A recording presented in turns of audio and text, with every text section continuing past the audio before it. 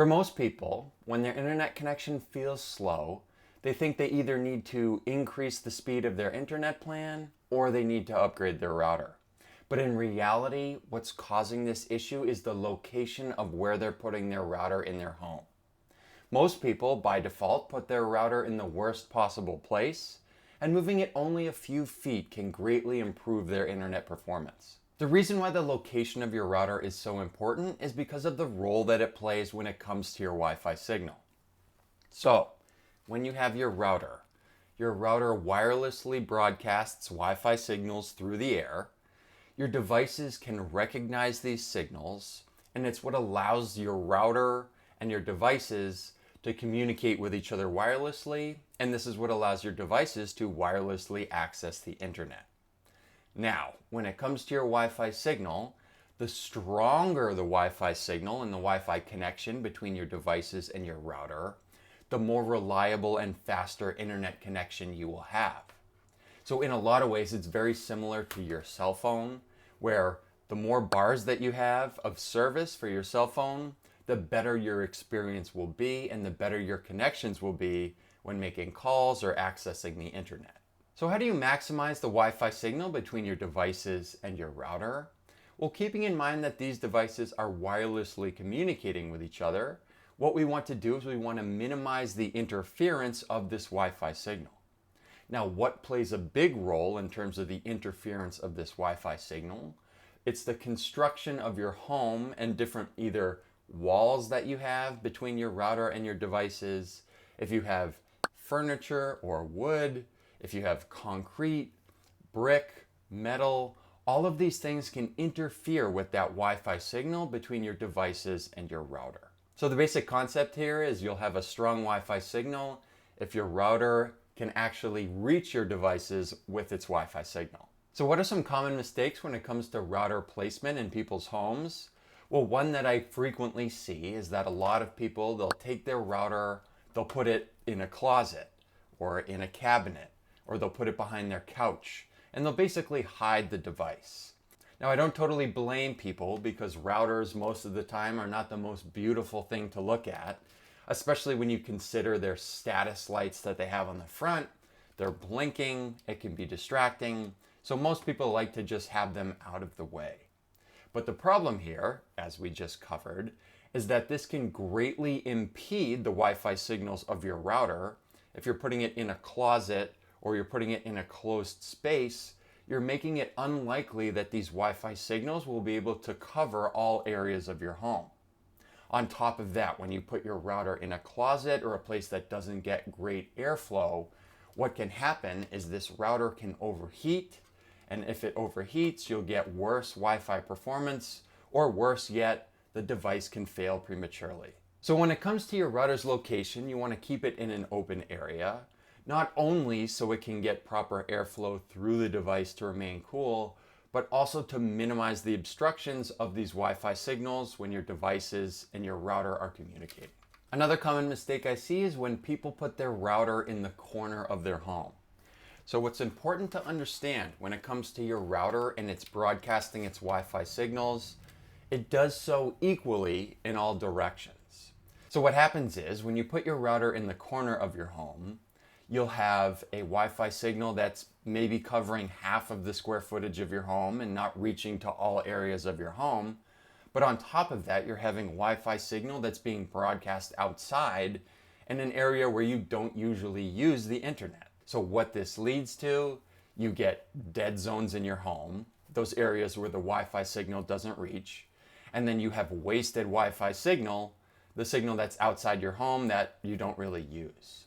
So what you want to do, as best as you can, you want to put your router in a central location of your home, so that way the Wi-Fi signal that's being broadcast from your router covers all areas of your home and you get a strong Wi-Fi signal no matter where you are and where you're trying to access the internet. This situation of having your router in the corner of your home, this happens frequently if you rent your router from your internet service provider. What happens is the internet service provider technicians come to your home to set up your router, and what they do is they set it up in the most convenient place for them. They're not worried about the Wi-Fi signal or the Wi-Fi coverage in your home. They're just going to set it up as close to that connection where your internet connection is coming in from the street to your home. They're going to set the router up as close to that as possible just because it's easier for them. I know this is something that has happened to me in the past when I used to rent my router, and I'd love to see in the comments section if this happened to you as well. When it comes to this next common mistake, we're talking about another form of interference or obstruction. Now, we've previously covered how physical devices like furniture, wood, concrete, those can all impact your Wi-Fi signal, but there are things that you can't see that affect your Wi-Fi signal as well. Now, what I'm talking about here are other devices that communicate wirelessly. So for example, microwaves, baby monitors, Bluetooth devices, televisions.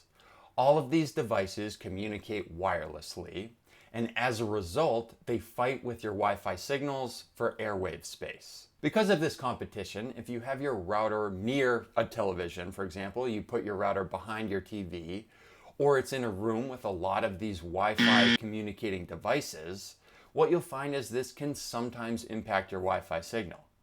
Now, I'm not saying you should remove all wireless devices from the room that your router will be in, but it's just something to be aware of, and it's something that you want to minimize as much as possible if you can. The last common mistake that people make when it comes to their router placement is they put their router on the floor.